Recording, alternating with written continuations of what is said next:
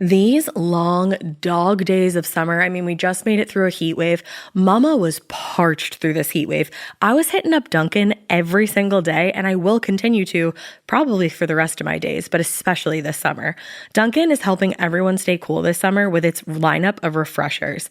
These drinks are packed with bold, fruity flavors and served ice cold. It's amazing. Dunkin' refreshers are the perfect afternoon pick-me-up. I like to start my morning with them personally, and then sometimes I go back for a second one because I'm just feeling crazy. They come in a variety of delicious flavors, including fan favorites mango pineapple and strawberry dragon fruit. And then for a limited time, there's black cherry and there's pink pineapple. I'm going to tell you something right now, and it's a bold claim, let me tell you, but I stand behind it. Pink pineapple will change your life. It is so good. It has me feeling like I'm sitting in a pool, resort side, just living, honey. It's so yummy. Try your favorite flavor with green tea, sparkling water, lemonade, or Dunkin's all-new limeade. I haven't tried the limeade yet, but I'm going to. Usually I get my drinks made with green tea and occasionally lemonade, but I do really like the green tea. Or if you don't want to build your own, try one of Dunkin's curated refreshers like the Cherry Lime Ricky or the Ultimate Pink Daydream. The Cherry Lime Ricky, scrumptious. I could drink like 3 of these a day. They're so freaking yummy. Head to Dunkin' today and find your favorite refresher. Dunkin' refreshers contain less than 1% fruit juice. Limited time offer. Every good detective needs a partner to support them on important cases. Think of a State Farm agent like your sidekick, there to help you along the way in your search for coverage. State Farm can help you choose the coverage you need, whether it's for your home, car, boat, or even RV. With so many options, it's nice knowing you have help finding what fits for you so you can get back to solving all of life's bigger cases. Go to statefarm.com or use the award-winning app to connect with a local agent and get a quote. Like a good neighbor, State Farm is there. This podcast is supported by Nurtec ODT, Rimegepant. We know you didn't ask for an interruption, but migraine doesn't wait for the right moment to interrupt either. It just barges in, takes your time, and throws everything off. So when migraine takes your time, take Nurtec. It's for the acute treatment of migraine with or without aura in adults. Nurtec can provide pain relief in 2 hours, which can last up to 2 days. Ask your healthcare provider if Nurtec is right for you because your time is for you, not migraine. Don't take if allergic to Nurtec ODT. Allergic reactions can occur even days after use. Get help right away for trouble breathing, rash, swelling of face, mouth, tongue, or throat. High blood pressure and Raynaud syndrome can occur. Get help for high blood pressure, numbness, coolness, pain, or color changes in fingers and toes. Common side effect is nausea. For full prescribing information, call 1-833-4-NURTEC or visit Nurtec.com. All right, back to your podcast, playlist, or whatever's keeping you going today. Hey, weirdos. I'm Elena. I'm Ash. And this is Morbid.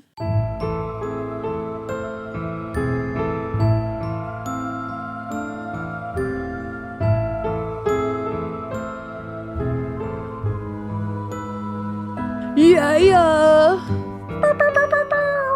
Whoa. I was so Whoa.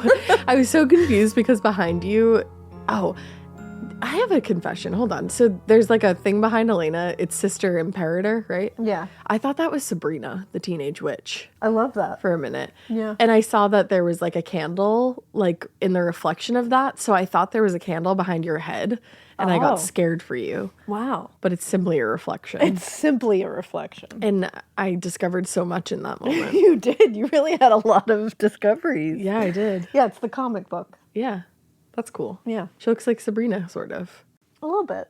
I'm also like I'm not a good. I don't have good sight. No, it's true. I almost She said does I'm not a good sightseer. You're not a good I'm really sightseer. tired. I haven't slept very well. Actually, no. I think I slept too good last night. I did We've not. talked about it. No, I did not sleep well last night because Sydney, one of my dogs, who just really loves a violent booty wiggle. She's so happy. She's so happy all the time. So her booty is just constantly wiggling to a point where she like creates gravitational pull, I think. Truly. And I think she did create gravitational pull because she sprained her tail. She sprained her tail just from being so happy. It's called swimmer's tail. That's like spraining your face from smiling, or like spraining your wrist because you're like waving at people all the time. I guess it happens to labs a lot because they just love being excited and waggling their tails so they can sprain their tail. Stop. So she sprained her tail, and she's gonna be fine. I love that. We brought her to the vet and everything, but I she don't, scared us last night. I don't love that she sprained her tail. I just love how happy she is that like she sprained it doing something she loves, which is a real big booty shake, a big old booty shake. But it was so scary because we were going to sleep. And all of a sudden, she just popped up. I don't know. She must have sat on it in a strange way, and that's where it like came.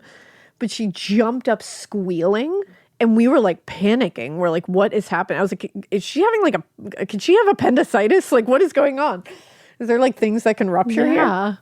John like rushed her to the emergency vet, and it was that. So they were able to like calm it down, like the pain. So when she got up, she was rushing around, but like with her like butt didn't know down, where to go, like tail tucked and screeching. Oh, like it was literally 12:30 in the morning, like at night in the morning. It's because our animals are retrograde. They are in retrograde. I said to Elena, so my fucking adventure this probably like earlier this weekend was I woke up to Remy screaming, and I was like, what the fuck?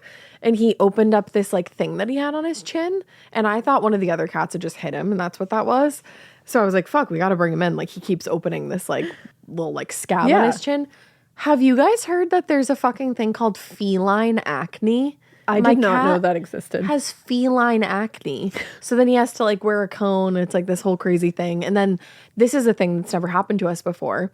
When one goes to the vet, sometimes the others can like think that they smell weird and not. I didn't know this. Yeah, it's like a cat thing. They don't recognize that cat is like part of their family when they come back. So Franklin and Lux have just been like bullying the shit out of poor Remy, who's just like in a cone and smells bad.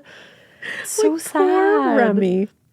It's so sad. So we have one animal with feline acne and one who's just so happy she broke her butt. Just so happy. Just the animals. One man. is going through puberty. Yeah. The other one is just shaking her ass so hard that she breaks it. When they said feline acne to us, that's the kind of shit that they're like, yeah, feline acne, $800, please. Yeah. And you're just cool. like, thanks. Okay. Appreciate that. Sounds good. Yeah. Yeah. Awesome. Animals, man. Animals be crazy. I had a really nice moment last night with Dolo and Franklin. They were both late. Did you see I posted it on Instagram? Oh, yeah. It was so beautiful. You said breaking news. Moments after I posted that, she literally just turned her head back slowly, like she was stretching. Franklin wha-bammed her in the face and ran away. I was like, you're making a liar out of me. Girl. She didn't even do anything. I love that. Yeah, so that's animals. That's animals. That's our animals in retrograde. That's our animals retrograding. Yeah. I have a haunting for us today because we've been talking about some crazy shit lately. We've done some moitas. We've done some listen to tales. We've done some dark spooky shit. Some dark spooky shit. And I miss the spooky season. Yeah. And I had a leftover from Gotta it. sprinkle it in every once in a while. I said, let's go. We're going to talk about the Stallings family haunting today. Whoop. So Nancy Stallings got divorced in early 1964, and it seemed like her entire world had ended, of course. Aww. At the time, divorce was still a very taboo subject for a lot of Americans. And after years of marriage and 3 kids, she was like, how am I just going to start over with someone else? That's rough. That's rough. But when the initial strangeness of being single wore off after about a month or so and the divorce was official, Nancy could finally see herself getting back out there. She's going to get her groove back. Yeah, she wants to meet somebody new. She didn't really know who she was going to be interested in because, you know, I like that. She's got a new lease on life. She's got to get the partner that fits, but she's ready to go out and mingle. So in December of that year, she signed up for a lecture being put on by the local chapter of Parents Without Partners, which is just the saddest club ever. That is the saddest club. Parents Without Partners. Oh, I want them all to find partners. That's kind of what they go for. Yeah. You know? So she was fairly new to the group, but Nancy was surprised by how many older men there were. And especially compared to the number of women who were around her age, which was like probably like late 20s, early 30s. She wasn't opposed to socializing with older men, but yeah, she was in her early 20s. So none of them seemed like they were going to be potential new romantic partners. Like she wasn't looking for an older guy. So she chatted briefly with one of the men in the group, and she finally got the courage up to ask him, aren't there any young people here? And the man, Frank, laughed. He was like, yeah, there's a lot of older people here, huh? But he took her over to meet a man named Ron Stallings. He said, he's a nice young man. Let me introduce you. So Nancy was like really nervous all of a sudden, but Ron turned out to be a very polite man, and they had a ton in common. Oh, He was also recently divorced. He also had 3 young kids from his last marriage. look at that. Yeah, they were just hitting it off. Yeah. After a brief conversation, Ron said, I'd love to call you sometime. And Nancy was like, hell yeah, brother. I'd love to get called sometime. Hell yeah, brother. But she had just had a new phone put in and she couldn't remember the number. And she was like, I really mean that. Like, it's not an excuse. I do want to talk to you. I just can't remember my She's phone like, number. no, legit. So they went their separate ways and they hoped they'd run into each other again soon. Aw. It's literally like the beginning of a rom-com. It really is. I love it. As luck would have it, just like in the rom-coms, they did run into each other I'm again. glad. I was worried. It was at the next Parents Without Partners meeting, of course. And at that point, Nancy had made a point, by that time, Nancy made a point of writing down her phone number before she went to the meeting because she was hoping he would be there. Oh, I love that. So he was. They exchanged numbers.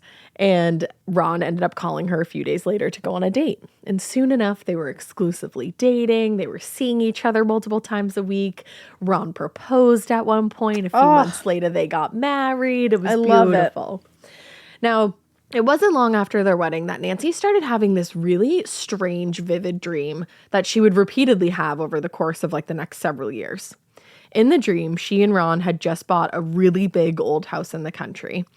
The house in her dream seemed to be like 100 years old at least. It was new to them, but it was old. And somehow to Nancy, it felt very familiar. Like whenever she was in the dream, she knew where she was going in this house. I kind of love that. Yeah, well, you're not going to for a while. Oh, no. So in the dream, she remembered that she was standing in what she thought was the kitchen, and she was watching 2 people have a heated argument. And she felt like she knew the people who were arguing, but she couldn't quite make out all the details of their faces. But one of them did look a lot like Ron, she thought. So without warning, in the dream, the argument that she was witnessing got explosive, and one of the men struck the other. And so the person getting hit looked like Ron. And he was hit in the head with an axe or a hatchet and was killed instantly. What the fuck? Yeah, I told you weren't going to like it for that long. Damn. Nancy said at that point, everything became confused, quote unquote, and she suddenly was standing in the backyard of the house surrounded by fruit trees. And the ghosts of the 2 men were standing in the kitchen looking out at her through the window. And she said they were laughing at us because they had scared us and caused us so much trouble. Oh. Isn't that like the scariest dream? This is the spookiest dream. She couldn't say for sure, but she felt like the ghosts in the house seemed to take a lot of pleasure in the fact that they scared the shit out of her, like so badly. And then before she knew it, she was awake again. That's frightening. Yeah, I would hate that dream. I would hate that. And it's so vivid. It's so vivid and it's recurring for years. That's the thing. It keeps coming. That's the thing. So at that time, she didn't know what to make of the dream. That was like the first time she had it. She wasn't superstitious, and she figured it was probably just the stress from like wedding planning, the actual wedding happened, merging families, house hunting, like just life. But she still couldn't shake the feeling that the dream was some kind of like premonition. So she decided right then and there that they were house hunting. So she was like, I'm not looking at any mansions in the country. Like, we'll scratch those off the list. Yeah. So it was August 1965 by the time they finally like seriously started looking at houses with a realtor. Nancy was going to be responsible for the care of 6 children from the ages 2 to 7. Whoa. And it was on Ron to bring in the income. So that seriously limited their options. Nancy said, we wanted enough space so that we weren't constantly falling over each other and getting in each other's way. So they agreed that they would probably need to find a house that was like in need of repairs because they need a bigger house, but they don't have this crazy big budget. Yeah. And Ron was fairly handy around the house, and Nancy was like, I'm a decent decorator. So a fixer-upper was fine for them. It was like an exciting challenge, not a headache. Yeah. Even though they were willing to lower their standards, their budget was $8,000, which is like not a lot of money at all. It's a lot of money today. It's $82,000. But for a house? For a house, that's nothing. So it wasn't going to go a long way in finding a house that would accommodate 8 people. Because remember, they have like a shit ton of kids, I know, that's too. the thing. Nancy said, this is so mean. She said several realtors actually laughed at us when we mentioned our budget. Some even refused to help us look, claiming that there was nothing on the market for that low of a price. Oh, that makes me sad. I know. But It's a good challenge. that's the thing. Take it on. And Nancy did. Despite Yeah. the discouraging reaction from realtors, she said, fuck y'all, I got this. Fuck y'all. And even when their realtor and Ron himself abandoned the search, just out of frustration because they couldn't find anything, she carried on. She kept looking. And by the end of the month, she found something that matched their criteria. So the ad in the can't believe she found classifieds, something. I know. You'll be able to believe it by the end. The ad in the classifieds listed the house as a handyman special. Like, oof. That's I wouldn't say it can be a red flag. It's definitely It's telling you what it is up a front. yellow to orange flag, I would say. Yeah. Yeah. It was a big 2-story cottage in Baltimore's Hamilton neighborhood, which was like an area of older homes on a quiet tree-lined street. Like very nice, quiet vibes. Yeah. Good neighborhood. When they pulled up out front, Ron and Nancy weren't exactly impressed, though. The house was big, but it was also badly in need of repair. You could tell that much literally just from the sidewalk. Yeah. But at the same time, it did seem to check all of the boxes that they had and several kind of like bonus things that Nancy hadn't had on her list, like hardwood floors, stained glass windows, just like nice little bonus things like that. Yeah. And it was in their price range. So when they walked into the house, though, Nancy said she had a feeling of heaviness. Ooh. She said there was just something odd about the house from the moment we entered. The atmosphere was heavy, stale, depressing, but we attributed that sensation to the peeling wallpaper, the cracked plaster walls and ceilings, and antique furniture left behind by the think elderly you lady who knew. lived there. Yeah, I think so too. So according to her son, who was managing the sale, the previous owner lived in the house for like decades. Like she had lived there forever, but she wasn't able to keep up with the maintenance and, you know, just everything that comes with owning a home in her later years. So the house had fallen into disrepair, into its previous or into its present state.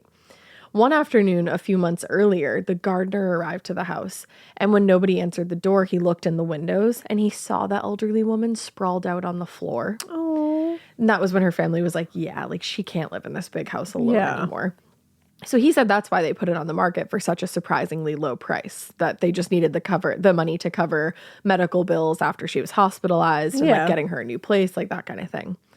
But a few years later, when asked about the incident, the elderly homeowner ended up telling Ron and Nancy that she felt as if she had been pushed to the floor and that she laid there for 3 days, unable to move until the gardener found her. This elderly lady was pushed to the floor. She felt like she was pushed to the floor, but she was home alone. Oh, I don't like these ghosts. I don't That's either. mean. So obviously Ron and Nancy didn't find that out until like much later. But even before they moved into the house, their new family life together was getting off to a very strange, very ominous start. This would send me.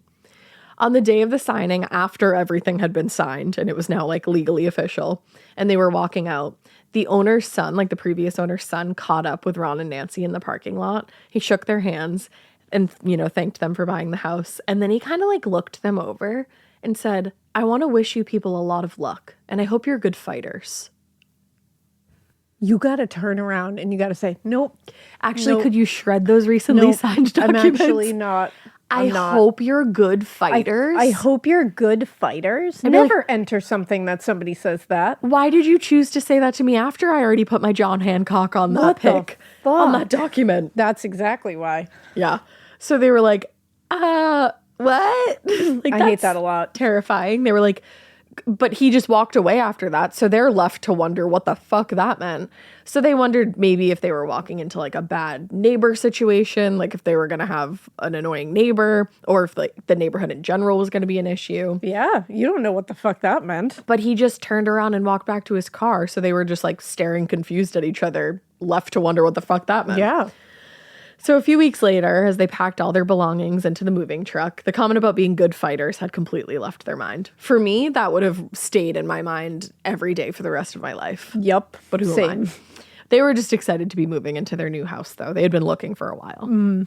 So when they got there and they saw the house for the first time, Ron and Nancy's kids could barely contain their excitement. It was this big house. They were all going to have their own room. Like, they were excited. Yeah. So once they got through the door, they all split up and just like looked for a bedroom.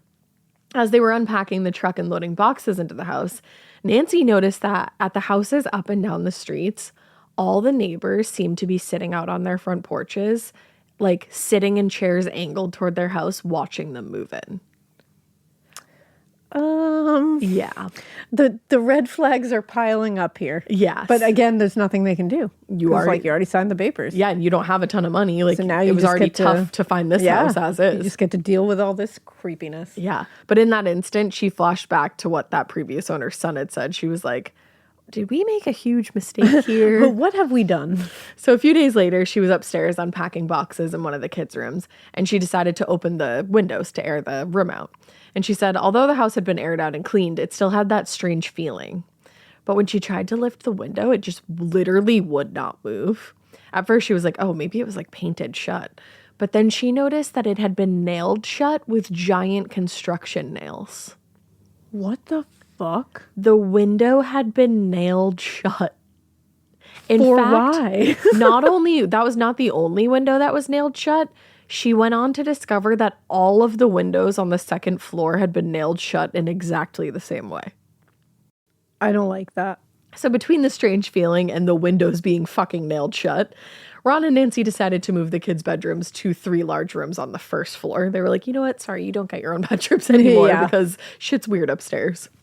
Sometime later, a neighbor came by to introduce herself, and Nancy was like, hey, do you know anything about the lady that lived here before and why she might have nailed all the upstairs windows shut? Any idea? Hey, girl. Any insight? I was just wondering. So the woman just laughed, and she said, oh, that crazy old lady who lived here. She thought someone was getting in, moving her stuff and taking her stuff, and she had her son nail those windows shut. So she thought that somebody was like breaking in and moving all her stuff around. Nailed the windows shut? Yeah. Damn. That'll stop them. I mean, that's going to stop the windows from being open. It's true. Damn. But also I'd be like, why Who the did she fuck think is somebody was moving stuff? her stuff around? Yeah, like I would hate that. I hate that a lot. Because I would also be like, did somebody like live in the walls? That's my biggest fear.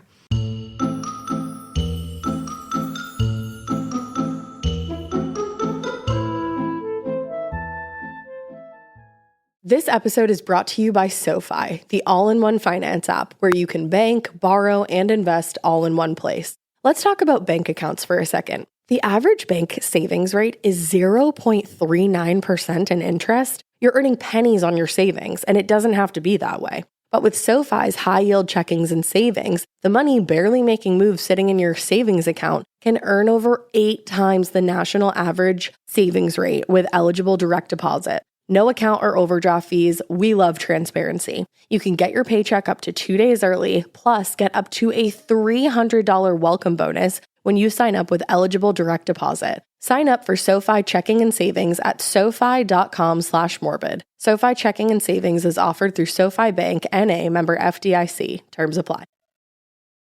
The best summer pieces are the ones you end up wearing on repeat. Comfortable, versatile, and somehow right for almost every occasion.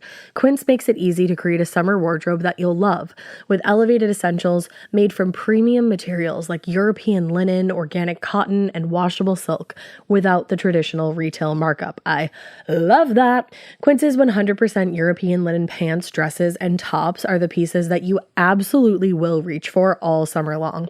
I absolutely love their linen. I have so many pairs of their linen pants, which you can dress up or you can dress down in the summer. Like, say you're going to a nice dinner, you can pair it with like a silk shirt, a really cute necklace, some good, makeup and an updo. Or if you're just looking for a more casual look, you can do the linen pants with like a loose button-up shirt and you still look really chic, kind of like, I don't know, Diane Keaton vibes, I kind of think. Also, it's not just apparel. Quince also offers elevated essentials for your home, from bedding and bath to kitchen essentials and furniture. They have it all, honey. I am a big lover of Quince, and I really do think you will be too. Make your summer wardrobe feel easier. Go to quince.com/morbid for free shipping on your order and 365-day returns. Now available in Canada too. That's QUINCE.com/morbid for free shipping and 365-day returns. Quince.com/morbid. Chilling crime cases are mysterious, but finding coverage shouldn't be. With the State Farm Personal Price Plan, you have options and can personalize your plan to help create an affordable price so you can get back to cracking all of life's bigger cases. Talk to a State Farm agent today to learn how you can choose to bundle and save with the Personal Price Plan. Like a good neighbor, State Farm is there. Head to statefarm.com to get a quote. Prices are based on rating plans that vary by state. Coverage options are selected by the customer. Availability, amount of discounts and savings, and eligibility vary by state. So in the first few weeks, Ron and Nancy just, dismissed the odd sensations in the house. They were like, we just have to make our We're going to make it a home. Yeah, exactly. Like we're doing it. Mm-hmm. They just said it'll subside once we get settled in. But what they didn't know at that time was that they weren't the only two who felt like things in the house were not right. Nancy's oldest son, Alan, said it was real dreary and had a kind of creepy feeling to it. Like something had happened there. Like something might happen there again. Ooh. Yeah. Yuck. Now, not long after moving in, Nancy's cousin Bill stopped by to see the house, and he was, had like a housewarming present. He was really excited. He was cheerful. This guy was like always in a good mood, but he was particularly excited for them today. So he walked around. Nancy was giving him a tour of the first floor, and she was like, oh, we're going to remodel here. We're going to redecorate this. This is our plan. They went through the whole first floor, and then they walked to the stairs, and Nancy was like, oh, go ahead and check out the second floor. Like, I'm just going to go do something. And she was like, sorry, it's still kind of messy. So Bill, her cousin, started, walking up the stairs. But about halfway up, he stopped dead in his tracks, hesitated there for a moment, and just turned around and came back downstairs. Nancy said he had the strangest, most bewildered look on his face. It seemed like all the happiness had drained from his body. And all of a sudden he was like, oh, I actually have to leave right now because I have to go do something at the bank that I totally forgot about. Bye. No. And then he just turned and left without saying anything else, which was very uncharacteristic. Wow. Years later, Nancy asked her cousin about this, and he explained that when he got halfway up the stairs, he got overwhelmed by a profound feeling of anxiety and dread. Nancy said an inexplicable panic overcame him, and he felt as though he couldn't get out of that house fast enough. I don't know how you go forward with this so far, with making this like a quote unquote home. Yeah. Like I know they're stuck, so I know there's literally no, but I'm like, where do you go from here? Which room do you decorate first? From here? And how do you decorate it? With crucifixes. That's the thing. We'll just spray holy water at all the walls. You kind of Hot Topicify it. The heavy, I can feel the vibe in this house. I can smell it. And I'm nowhere near it. Yeah. Oh. So spooky. So yeah, Bill rarely came back to the house. And if he did, he was very trepidatious and very not himself at the house. So that was one of the first incidents in, indications that something might be wrong with this new house. But it was not the only thing. Not long after moving in, they started noticing small peculiarities, I guess. They said that faucets would turn off and on without anybody moving the knobs. Nancy said, I didn't understand how that could happen, but we figured must be because it's an old house. Yeah, sure, why not? Lights would flicker on and off. A few months after moving in, Alan was helping his mom clean up the kitchen after dinner, and he was drying the dishes and putting them away as she was loading them onto the dish rack. And at one point, she turned to say something to him, Nancy did. Yeah. And when she turned back around to continue what she was doing, the dish rack had moved from one side of the sink to the other. And Alan was nowhere near it. And there was nobody else in the kitchen. When I become a ghost, I won't do that. Oh, that's the kind of shit I'm totally doing. I feel like that's such a waste of my time and ability as a ghost to move the dish, the drying rack. You have to start slow. No. Oh, you're going full all charge out. ahead. What's your first move as a ghost? First, if there's a fireplace in the house, I'm fire. You're gonna do fire. Yeah. Will you open the flume? Maybe.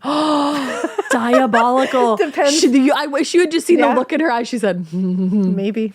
Depends on who I'm haunting, doesn't it? Damn, that's if I'm haunting someone I like, flume open. Flume open. If I'm haunting someone I don't like, flume or if there's closed. Kids in the house, it will be open. But if I'm haunting someone I don't like, with no kids, flume closed. Oh no, it's clap on, clap flume off. Closed. You the die. Flumer. You die. We took that to two very different. I'm the flumer. You're you die. You are April Ludgate. All right, so it wasn't just physical things going on. Not long after moving into the house, Nancy started to notice very small but noticeable changes in the personalities of the family. Uh-oh. She and Ron seemed to be more irritable and quicker to anger. They were bickering with each other a lot more than they had before. Mm-hmm. And even the kids' behavior seemed worse. When they first met, they seemed to get along really well with each other because remember, like, she had 3 kids and he did, so they're Yeah, like it was merged. like the Brady Bunch. Exactly.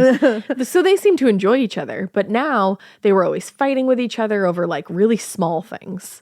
At the time, This is very Amityville. it is. At the time, they chalked it up to just, like the stress of integrating their families and, the home buying process, Yeah. the move, everything.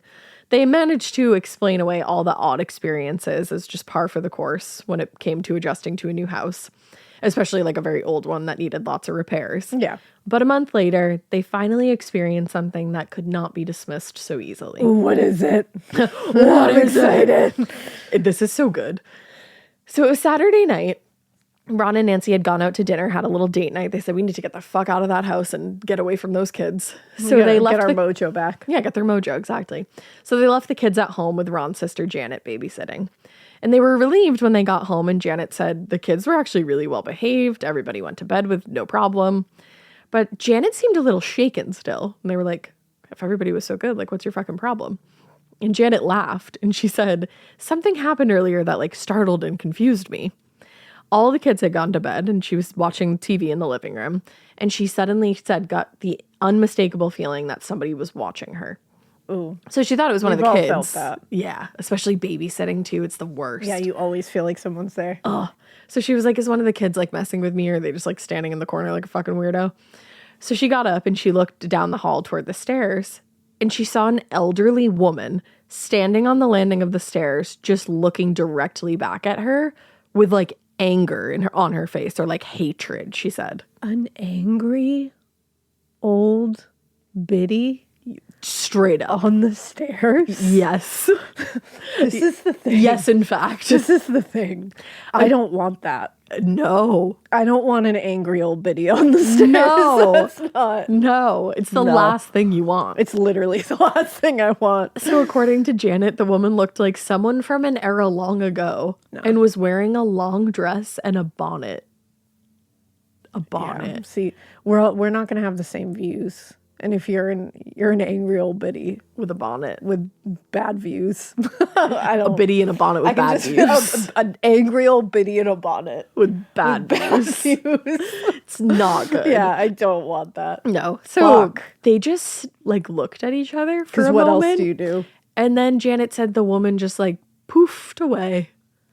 No. And she was like, and I'm just to watch TV and be responsible for these children. I just saw an angry old biddy in a bonnet. Yeah. So she said at first she thought she was dreaming, but she was like, oh, wait, I'm not asleep. Oh my lord. So she was like, no, I definitely saw that woman, but like, I don't know why. Now, not wanting to make things worse or more tense, Ron was like, oh, that's funny. Like, that's not real. Bye. That's not real. Thanks for watching the kids. But the older children were also hearing and seeing things that they couldn't explain. Alan, who was Nancy's oldest son, he said, I would lay there at night and I would hear heavy footsteps, heavy boots. I would hear them come up the steps and I knew it wasn't my parents. I was terrified. Oh. Yeah. Nope. Now, what made it easy for the Stallings to dismiss or explain away their unexplainable experiences at first was that things kind of seemed to happen in clusters. So there would be these long stretches of time where everything was fine and nothing happened. That's even worse because you get this false sense of security. I know. But in a house with 6 kids and ongoing renovation projects, it was easy for them to get distracted and kind of like forget about whatever strange experience they had just had. But a few weeks after Janet saw the woman on the stairs, Nancy had her own experience that would not be so easy to forget. This is like a little intense. So, Oh no. it was one morning, it was very early, and Nancy was like deep, deep sleeping. And she said, I was half awakened by someone making love to me. I'm sorry. What? She said, I was half awakened by someone making love to me.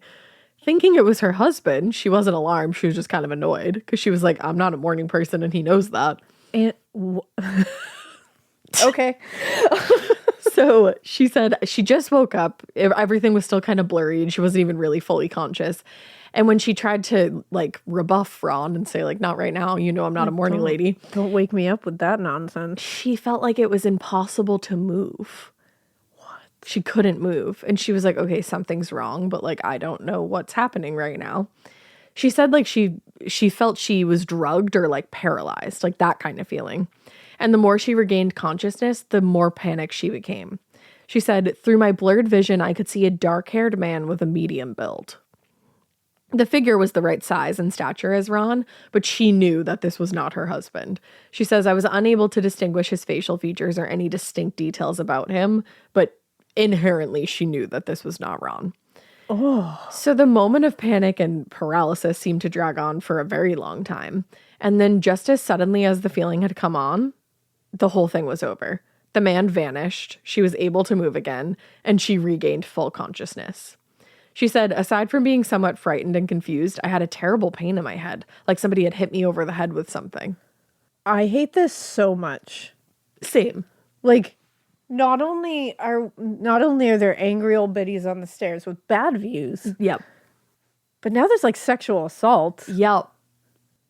And physical, like all kinds of assault. There's every assault you could possibly imagine. She's waking up like she got bashed over the head. I'm like, maybe you did. She might have. I hate this. So she calls Ron at work and he came to the phone. So she knew that he would have had to have left home on time in order to make it on to work on time and be able to like answer the phone because he had like a 2-hour commute. So she was like, okay, that definitely wasn't Ron. Yeah. So even though she knew the answer, she still asked Ron if he had left late that morning and if he had had sex with her while she was sleeping. Yeah, like, let me know. She was like, hey, did you leave late and like, did we fook while I was asleep? And he was like, no, I left on time and I didn't have sex with you while you were sleeping, Nance. Like, but thank you so much for asking. Yeah, thank you for thinking I would do that. So his response should have been a little bit reassuring, but in this case, it only confirmed what Nancy knew, that the man in her bed that morning, quote unquote, making love to her, was not her husband. That man was not making love to you. That man was raping you. I know. See, I'm using quotes just so you know. No, I know that. But great clarification. Yeah, just clarifying. As you should. So in the weeks and months that followed, she kept having the sensation that somebody was watching her, especially when she was alone in her bedroom. Then one night she was awoken again from a deep sleep with the feeling that somebody was on top of her, trying to engage her sexually. Again, she thought it was Ron, but when she opened her eyes, Ron was next to her, sound asleep. Huh. So when she mustered the courage to open her eyes fully and look up, she saw her attacker for the first time. She said, he was semi-solid and I could see the bureau through him. So there's an apparition on top of her. Now we have a transparent, and it's a man? Yeah. And there's a transparent man on top of you while your husband is sleeping? Nope. Okay. She said she hadn't seen the man since the last time it happened, but she was sure it was the same person who had assaulted her in her sleep the first time. He was of average height and muscular with dark hair, and she said somewhere in his like late 30s, early 40s. Unlike the first time it happened when she felt drugged, this time she felt like she was fully awake, she said. She didn't feel scared or confused, though, especially like as scared and confused as she was the first time. Mm-hmm. But she said that she actually had the strong sense that this man meant her no harm. And she said, with the full knowledge of what was happening, I decided why fight? Whoever this man was, I like him. I'm sorry. I'm sorry. I like him. I like him. You know what? It's not that bad. That's how you have to say it. Like, I like him. I think I like that guy. I said, why fight him? Why not? Let's fuck Ghost. Who gives a shit? Yeah. Get it, girl? Is it cheating? Yes. Your husband's in the bed next to you, bro. But it's a dead man. But it's still a man. I don't know. This is a person. I don't know. This is one mighty step up from like a dream. This is like a hot sex debate, dream though. About someone else. I guess that's like This is a giant leap up. It's something you have to discuss in your own marriage. Do your parameters also include ghost fucking? Yeah, I think today I'm gonna have a discussion with John. Okay. That I think that's not okay. Hey, if you wake up in the night to a ghost biddy, you can't fuck her. Yeah, do not fuck the ghost biddies. Okay. Okay, and I won't fuck the ghost well-built men. Broies. Okay. who I can see my bureau through. You have to establish these things. You guys do. Make sure before you enter into a legal binding marriage that you have this on lock. Yeah. Even while you're dating. You don't know when this could come out. That's the thing. You know? Like no one. Especially in New England. No one knows. Shit's haunted around here. Yeah, you don't know if a ghost is going to want to fuck. And you need to know if your husband or your partner you gotta know. cares if you fuck that ghost. Yeah. If he doesn't care, go crazy. Go crazy. Say, I like him. I'm gonna fight him. And then just, Go for it. go about your life. Yeah, do what you gotta do. Well, anyway, since it was the late 60s, early 70s, Nancy and Ron didn't feel super comfortable talking about their paranormal experiences because they worried that people would think they were like cuckoo birds. And they didn't really talk about it at home either. If they had, they might have realized that literally everybody in the house was experiencing weird shit. But they kind of like experienced their own things as like a parental unit and like married couple. And then like the kids were experiencing things, but nobody was talking about it. Yeah, that makes sense. So, and several of Ron and Nancy's children were like too young to know the difference between what the real world was and whatever was happening in the house. But as the oldest child, Alan frequently encountered things that he couldn't explain. There was always a weird feeling of being watched, he said, but the worst experiences were those that came at night when everybody else was asleep in the house. Ugh. One night, about a year after they moved in, Alan woke up in the middle of the night and he walked down the hall to get a drink of water in the bathroom. And while he was standing at the sink drinking, he said he started to hear a sound coming from down the hall that sounded like somebody was breaking into the house. So he walked out of the bathroom and he looked down the pitch dark hallway. He took a few steps forward to investigate a little more when the figure of a man stepped out of the darkness and moved towards him. Alan said he ran toward his bedroom, sensing that the man was just behind him. And when he got to the room he shared with his brother, he just swung the door shut and like pulled the blankets over his head. What the fuck? And he said from underneath the blanket, he could hear the sound of heavy boots pacing outside the bedroom door. Then he heard the door handle jiggle, followed by the sound of the door opening slowly. Nope. So he finally gets the courage to peek above the covers, and he heard the footsteps go back down the hall. I hate it. So whoever it was chased him to his bedroom, Until jiggled the handle, and then opened the door and dipped. It's like, what the fuck was the point of that, bro? To freak you out. Just to be scary? To freak you out. Finally, he got like enough courage to peek down the hallway and there was nobody there. Oh, that's so scary. Yeah. Like, that's scary because nothing happened. Exactly. But it was so everything happened everything, at the same time. Like, I hate that a lot. So just a few days before that, Alan had actually fallen down the stairs. That afternoon, he was walking down the stairs to just like meet up with his parents and go somewhere. And about halfway down the stairs, he said, I felt like somebody grabbed me from behind and literally heaved me down the steps. What the fuck? Which is weird because the old lady who they had bought the house from had the exact same experience. Yep. So it was after those two incidents that Alan finally told his parents about what was going on. Oy. So now Nancy and Ron are like, okay, fuck, we're not the only people experiencing Like, yeah, these this things. isn't great. So in the first year and a half in the house, the Stallings continued to experience weird, generally harmless incidents that they couldn't explain. But now it seemed like the ghosts or whatever was in the house not only had the ability to interact with them physically, in good ways and in bad, depending on how you look at it, but at least one spirit in the house seemed to want to harm them. Like your child just got thrown down the stairs. Yeah. To make matters worse, after a while, the paranormal incidents weren't just confined to the house. Apparently, when Nancy gave birth in 1967, she was obviously at the hospital, and she hoped that the few days stay would kind of be like a reprieve from everything going on in her house. But instead, she found that the spirit seemed to have followed her to the hospital. The night after she gave birth, she was lying in her hospital bed trying to get some rest, when all of a sudden she said she got the feeling she was being watched. She said the atmosphere in the room changed. I kept feeling like somebody was there in the room with me. And she knew that she had been alone for most of the night, but all of a sudden she said she couldn't shake the feeling that somebody was behind a curtain watching her. Oh. Yeah. No.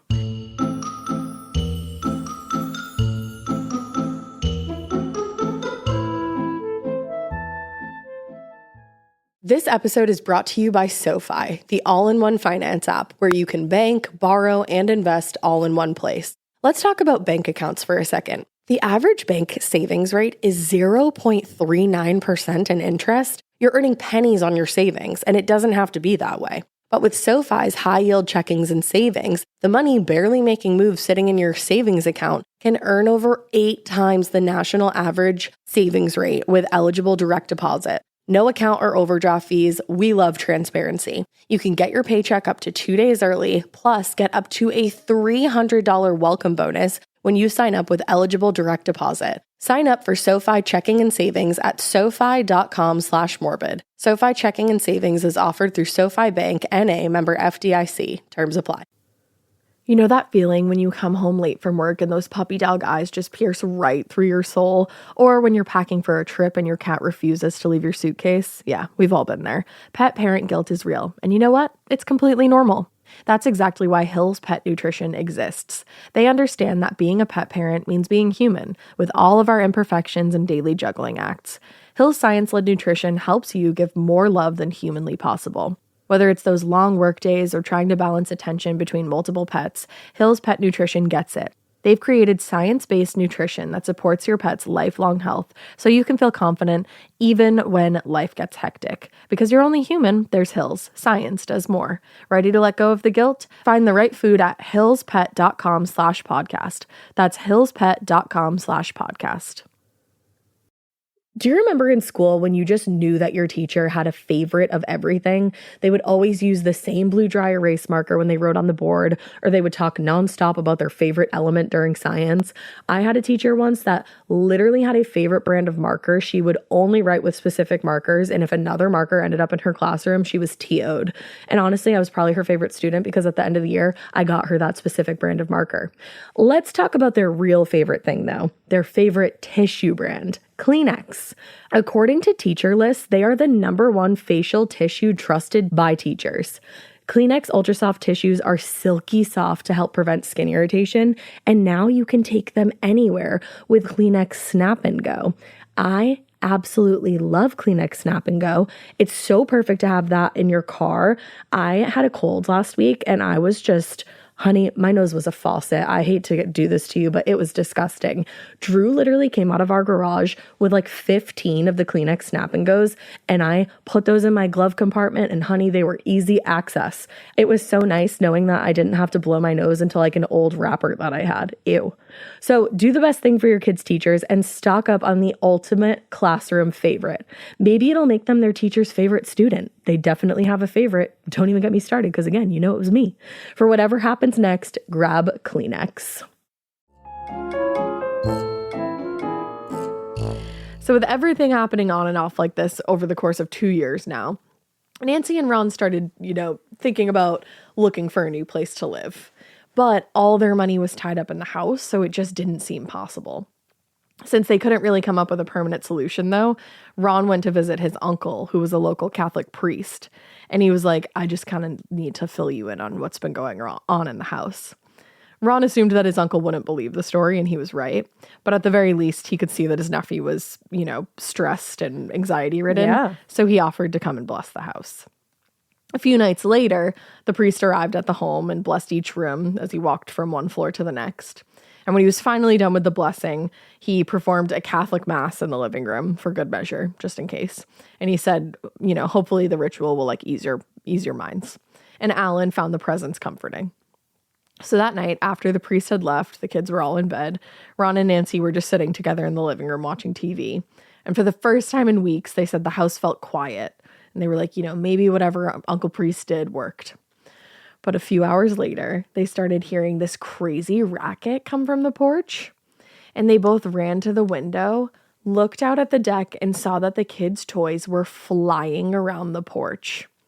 They said there was a tricycle riding back and forth on its own.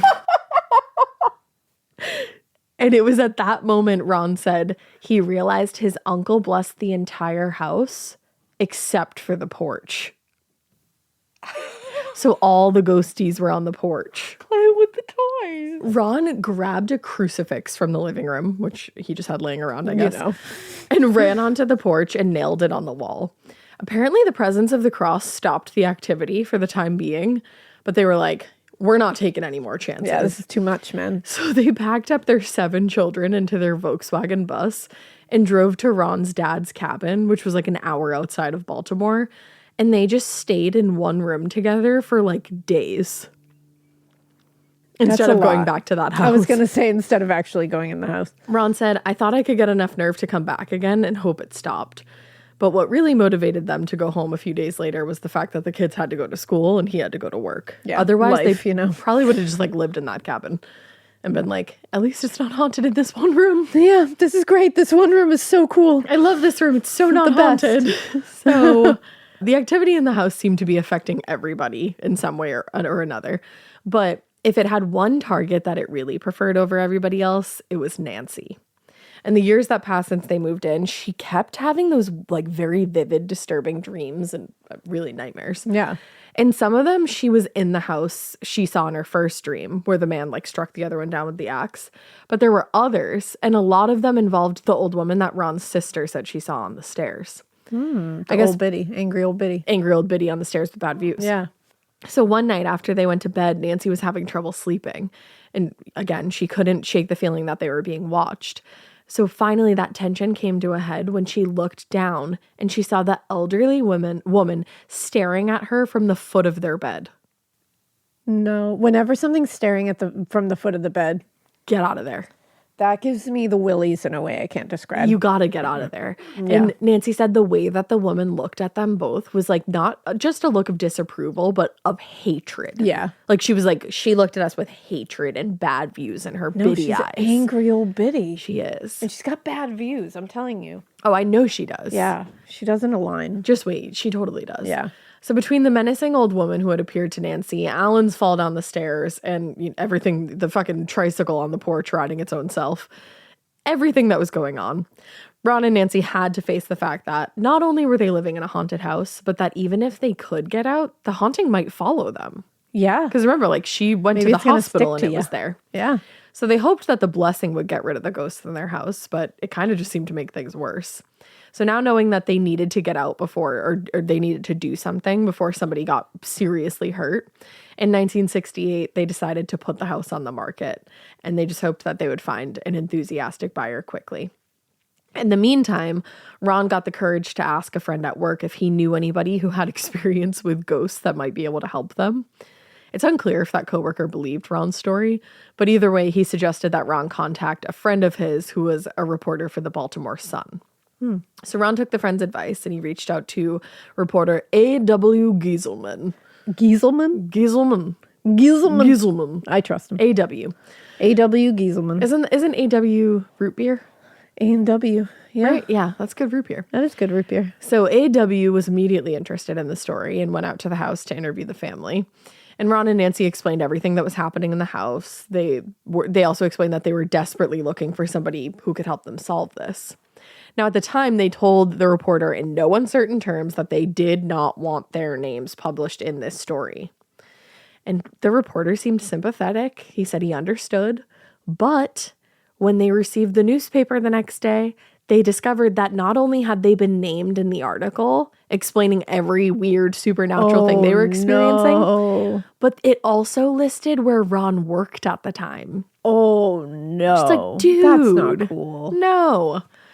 Now, all things considered, the article itself, like what was written, was not malicious. It mostly just relied on quotes from Ron and Nancy. Yeah. They described their experiences. They told the reporter about the knocking sounds, the misplaced objects, other things that they just couldn't explain. And Ron said he considers the possibility that poltergeists are responsible for his problems in the absence of any other explanation. So it kind of made him sound like a crazy person. It absolutely does. Now, today, the article maybe wouldn't be that big of a deal, but Yeah. in 1968, Oh, when yeah. this subject was totally taboo, it reflected poorly on both of them. People saw them as like silly or naive or cuckoo to believe in paranormal. Yeah. Anything paranormal. And to make matters worse, they had only recently put the house on the market and they were getting some interest, but now but those calls now- completely stopped. No. And it wasn't just that there were potential buyers who were influenced by the article. It wasn't just those people who were. The neighbors also started acting very cold toward the family, probably worried that the article would make them look crazy or bad as well for like being associated with them. So during all the stress of the article and trying to sell the house, the paranormal activity continued to plague all the members of the family very much, especially Nancy. Her vivid nightmares only got worse. At that time, she recalled one particularly bad dream where she was in her bedroom and she could smell smoke coming from the hall. Ugh. And she said when she went out to see what it was, there was a raging fire at the end of the hall, like blocking their exit. See, look at that fire. Yeah. So she gathered up all the kids from their bedrooms, but the fire was like in their exit path, so they couldn't get out of there. Oh, no. And she said just beyond the flame, she could see the old woman laughing at their terror. This angry old biddy. Yeah. What the fuck? So to Nancy, she said, What a bitch. She is a bitch. And Nancy said this dream felt more real than any of the other dreams that she had before. So she was like, this was not an ordinary dream. She said it was like an experience. She was Ew. like, this, if any dream was a premonition or a warning, this one was it. It's this angry old bitch that's laughing in the corner that is really fucking me up. Like, all this stuff is so scary. And then you have this angry old bitch being like, it's like, So I hate creepy. that. So one afternoon after Nancy had that dream for 4 nights in a row, imagine. Damn. She was in the kitchen, like for real this time, and she started to smell gas. So she told Ron, and he looked over all the appliances in the kitchen, but they couldn't find the source. So they called the gas company. And when the technician came over that afternoon, he discovered that one of the connections to like the gas line, I think in the basement, had come loose. And the house was actually filling with natural gas. Awesome. So if anybody in probably that fun. house had lit a match at that time, the entire place would have exploded. What the So her dream was like literally fully a premonition. correct. Yeah. Now she didn't know whether the loose connection in the gas line was just an accident or if it was something much more sinister. But either way, it was yet another reminder that they needed to get the fuck out of there. Yeah. And they now needed it's getting super dangerous. and not only that, they needed to like do something to protect themselves in the time that they were having to stay there because they can't just leave. Mm-hmm. So at the library, Nancy pored over the small number of books on the supernatural. And she came to one that seemed explicitly focused on getting rid of the complex problem of a haunting. The book's author, Hans Holzer, he was a parapsychologist. Hans Holzer. Of course. I think we've talked about him before. Yeah. He was a parapsychologist who supported the practice of ghost hunting, spirit communication, and just anything supernatural. Yeah. And conveniently, the book also listed the contact information for him. So Nancy reached out, being like, please fucking help us. Several months went by, I guess, and they didn't get any word from him. So they just assumed he wasn't interested. But then one day in early winter, he just showed up at their front door. He said, hello, I am here, ready to help. He said, hi, I'm Hans. I am Hans and I'm here. What's up? It's like, hey, Hans, come on in. Why Yeah, not? honestly. They were still being affected. Come into the circus. Why Come on not? in. So he brought a medium with him who he had relied on a few times in the past. And he said, you cannot investigate a haunting and ghosts with just Geiger counters and other technical equipment and wait for things to happen. No. You must use a trance medium. Everything else is useless. Wow. So we've been ghost hunting incorrectly. We have. We only went ghost hunting with mediums one time. And you know what, Hans? All right. I think Tell you're me onto what something. to do, man. Tell me. Tell me all the ins and outs of He said, this. just get a fucking medium. That's Just it. a medium. That's it. So as they walked through the house, the medium sensed an unnatural presence, they said, particularly in the basement. She told Ron and Nancy that there were several spirits in the house, several different ones, but that the more troubling sensations came from the second floor just outside of their bedrooms, which makes sense because that's where everybody was really experiencing things. Like Alan getting pushed on the stairs, like he was like in between levels on the second. Nancy in her bedroom, Alan in his bedroom. So in Ron and Nancy's bedroom, the medium sensed the spirit of a man called Louis Fontenelle. The spirit told her that Louis Fontenelle. The spirit told her he and his men had been sent to protect the city and that they were waiting on supplies to come into Baltimore Harbor. So given the area that they lived in and the description of the spirit's activities, Holzer suspected that this was the ghost of a Civil War soldier who had gotten like trapped here, basically. He said they live in the land. If there's now another house, they don't see that. They see what they remember. So this ghost wasn't in a house. He was like roaming around the land from Civil War times. Oh, okay. Isn't that That's crazy? weird as hell. Right? That's why, like we've talked about before, like they don't see like the new construction. So we've talked about stories where like you'll see like people will see apparitions of Oh, like yeah, ghost like legs halfway through. Yeah, like halfway through a room because they're in the old configuration. Yeah, so they're walking on the floor. Yeah, that's so weird. That fucked me up. That happened in the Paul Feig episode. Yes. I remember specifically. It was like a hotel or something. Yeah, it was I forget the hotel that we covered, but it was like a Native American guy who was like stuck in between two levels. That makes sense. So the medium sensed another spirit in Ron and Nancy's bedroom, a lot more intense than the soldier. In her communication with the spirit, she got the name Kittinger and realized that this was the old woman who had been seen by several family members. And that old biddy. The biddy. She was the one from Nancy's dreams or nightmares. The woman had owned the property way before the Stallings house was even built, and she believed she was in charge of the home and the land. She thought that the members of the family were her servants. So when they didn't do what she expected or commanded them to do, because she couldn't communicate with them, but she thought she was trying to, she became enraged and violent. So that's why she was so angry. That's why she's pissed. She was also angry about an incident involving somebody named John Thompson, a man who had supposedly wronged her. But that was all the information that the medium Tom could Johnson? get. John Thompson. John Thompson. Yeah, Tom Johnson.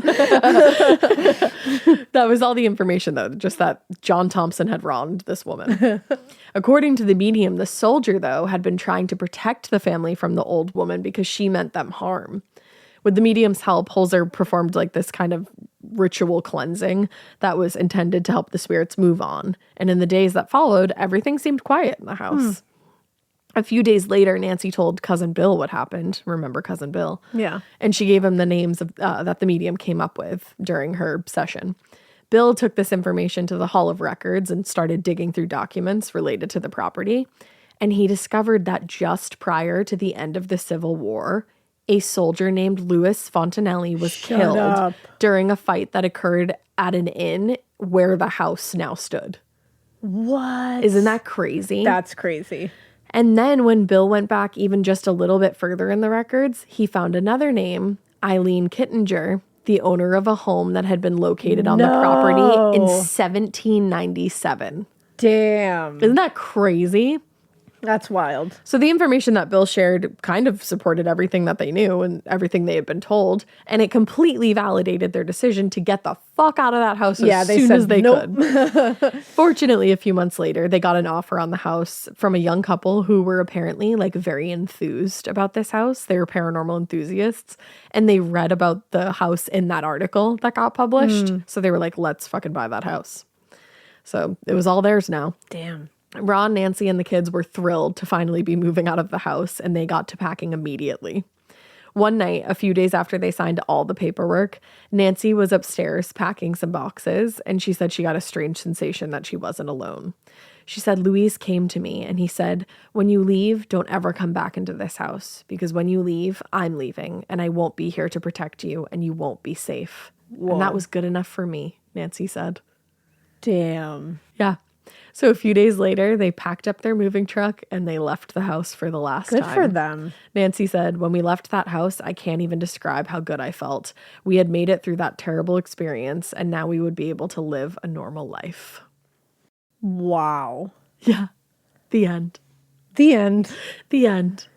There's so much in that. Isn't that a crazy like, there's one? so much in that. And just the fact that, like, the medium didn't say, like, honey the land. She was like, She's here are these honey specific the names land. for you. And if you go to the Hall of Deeds, you will be able to confirm everything I just said to you.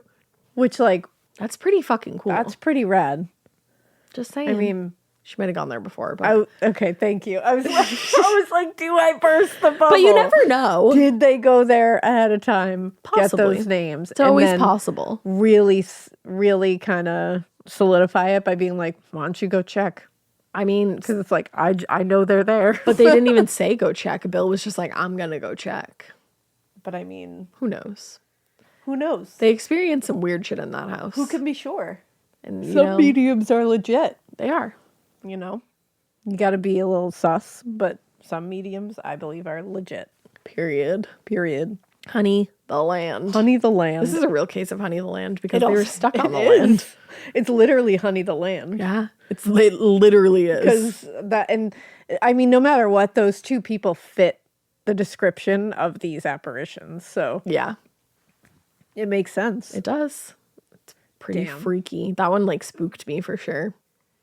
That's a spooky one. It is a spooky I think one. there's also we were just saying that we watched, what is that show? Is it like an American Haunting or something? It's one of those haunting shows that they dramatize Yeah. the whole thing.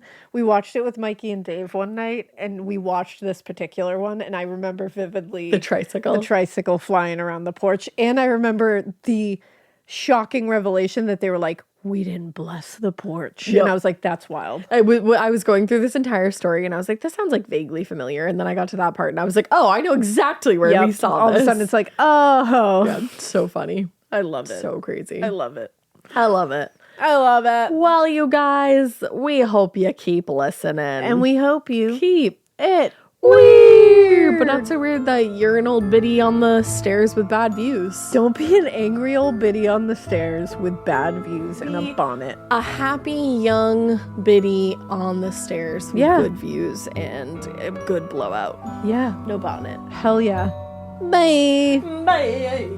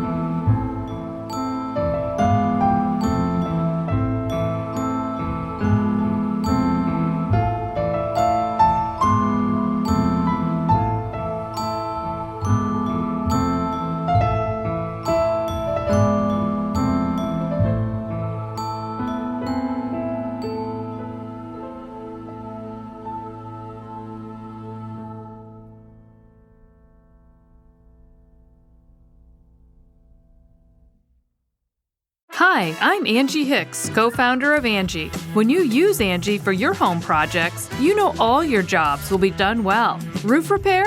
Done well. Kitchen sink install? Done well. Deck upgrades? Done well. Electrical upgrade? Done well. Angie's been connecting homeowners with skilled pros for nearly 30 years, so we know the difference between done and done well. Angie, the one you trust to find the ones you trust. Find a pro for your project at Angie.com. Your phone is your lifeline. Calling your kid to say goodnight, waiting on a job callback, or just sending a meme to your best friend when it's been that kind of day. Wherever life takes you, the TextNow app keeps you connected for free. Get a real phone number, unlimited talk and text, and 5G data for your favorite apps, all for $0 a month. No fixed contracts, no hidden fees, no panic when bills pile up, just phone service that's there when it matters most. TextNow, we've got your back. Download TextNow in your app store today. Wireless plans require the purchase of a SIM card. Visit textnow.com for terms and conditions.